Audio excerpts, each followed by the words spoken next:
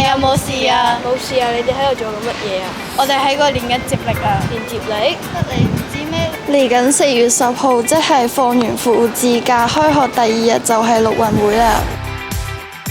4月10日8點前喺天水圍運動場集合。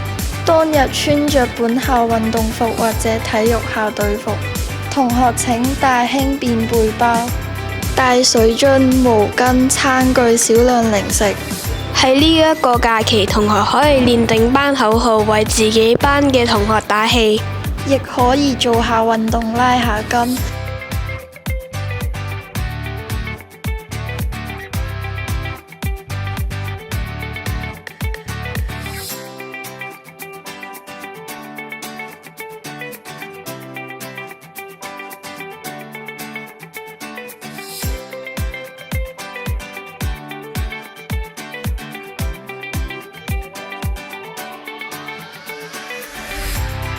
藉住呢一個陸運會，希望同學學習堅毅、合作、守規等嘅體育精神，增進同學之間、師生之間同埋老師之間嘅關係。